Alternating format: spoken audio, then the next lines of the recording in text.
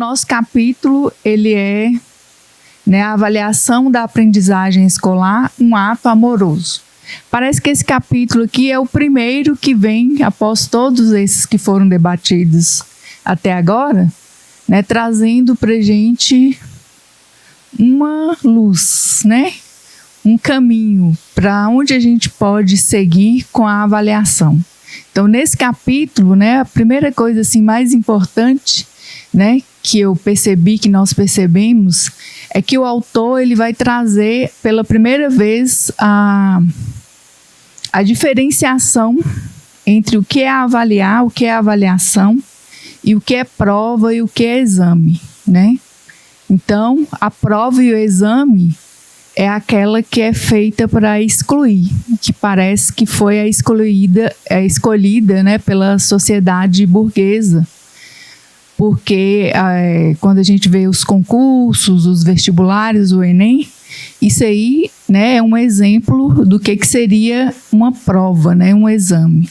E a avaliação ela é algo maior, né, mais profunda. É aquela que vem trazendo para a gente uma perspectiva mais abrangente, né, que vem mostrando para a gente que nós precisamos do diagnóstico, né, e esse diagnóstico ele não é igual a uma finalização, um ato finalístico que vai determinar ali uma nota, né? Então, mais nesse sentido que o capítulo vem mostrar para a gente, né, o que seria uma avaliação escolar. Ele fala escolar, né, o Lucchesi, mas a gente pode trazer isso para a nossa prática dentro da universidade. Então, né, um trecho que nós selecionamos, ele é um parágrafo que está nas páginas 205 e 206 da obra, que fala sobre a avaliação, né? A avaliação tem por base acolher uma situação para então e só então ajuizar a sua qualidade, tendo em vista dar-lhe suporte de mudança, se necessário. A avaliação como ato diagnóstico tem por objetivo a inclusão e não a exclusão. A inclusão e não a seleção, que obrigatoriamente conduz à exclusão. Então, como eu já falei antes, né?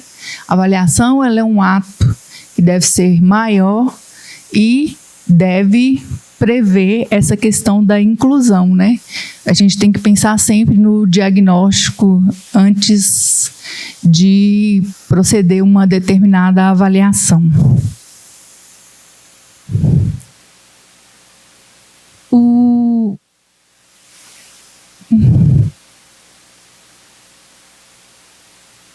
Acho que não é isso. As relações identificadas com as práticas de avaliação. Realizar avaliações e verificar a efetividade do ensino-aprendizagem. Discutir com os alunos. Reforçar aspectos falhos no processo e verificar novamente a efetividade da aprendizagem. Identificar as discussões e aptidões dos estudantes e correlacionar com a metodologia a ser utilizada na condução da disciplina e da avaliação a ser aplicada. E ter flexibilidade nas metodologias avaliativas durante o semestre em curso. Então, aí são os 3 pontos que nós apontamos sobre como que seria, né, como que a gente poderia melhorar a nossa prática dentro da avaliação que a gente faz do aluno.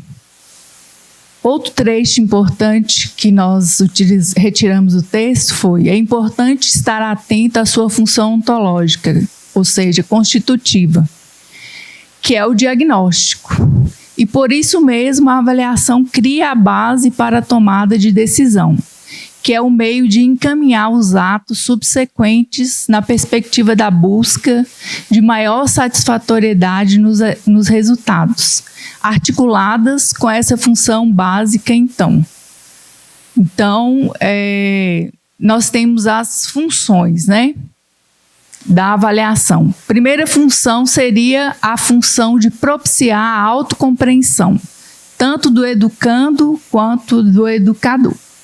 Né? Então, a avaliação ela não serve só para o aluno, ela serve também para o professor. A função de motivar o crescimento. Então, a gente tem que pensar, a partir da avaliação, que nós temos que proporcionar esse crescimento ao aluno. A função de aprofundamento e aprendizagem. Aprofundamento da aprendizagem. Então, aqui, né, a gente vai perceber com o diagnóstico que a gente faz, né, o que nós devemos aprofundar mais. Às vezes a gente está fazendo uma cobrança mais superficial, a gente pode aprofundar mais na cobrança, né, dentro de uma avaliação. E a função de auxiliar a aprendizagem. Aí, quando a gente encontra as carências, as deficiências, nós podemos aprofundar mais, né, nessas carências e para poder ajudar nossos alunos.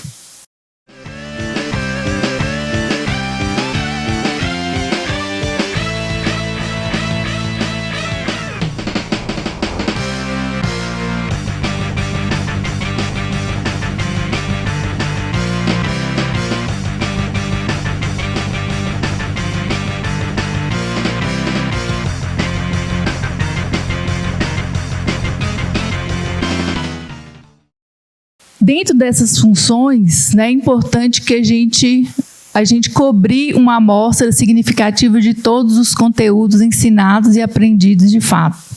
Caso os conteúdos sejam essenciais, todos devem ser avaliados. Conteúdos que não são essenciais não devem nem mesmo ir para o planejamento, quanto mais para o ensino, e menos ainda para a avaliação. Compatibilizar os níveis de dificuldade do que está sendo avaliado com os níveis de dificuldade do que foi ensinado e aprendido. Um instrumento de avaliação da aprendizagem não tem que ser nem mais fácil nem mais difícil do que aquilo que foi ensinado ou aprendido. O instrumento de avaliação deve ser compatível com os termos de dificuldade com o ensinado.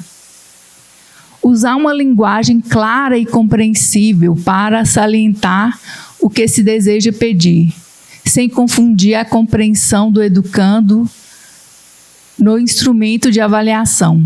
Para responder ao que pedimos, o educando necessita saber com clareza o que estamos solicitando. Ninguém responde a uma pergunta caso não a compreenda.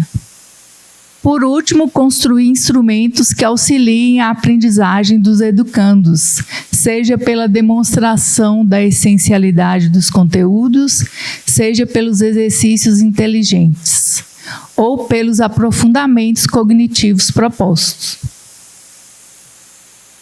E, para encerrar, né, o que nós, né, será que a avaliação da aprendizagem deve ser um ato amoroso? Então, a reflexão, né, em torno disso nos deixa bem reflexivos, né?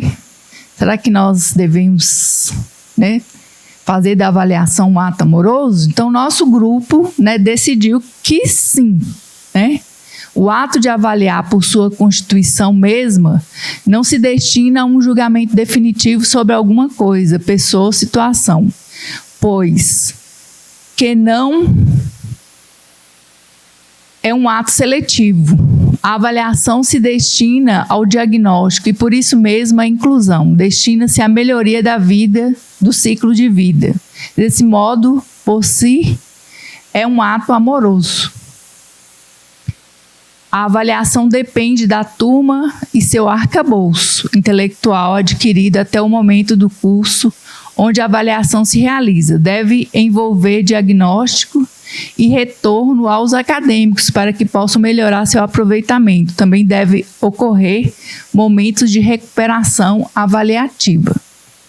E para finalizar, né, a proposta que a gente traz para novos encontros como esse, que está acontecendo aqui seria a discussão de metodologias ativas, na prática mesmo, né? Como que a gente poderia trabalhar as metodologias ativas e também continuar refletindo sobre avaliação.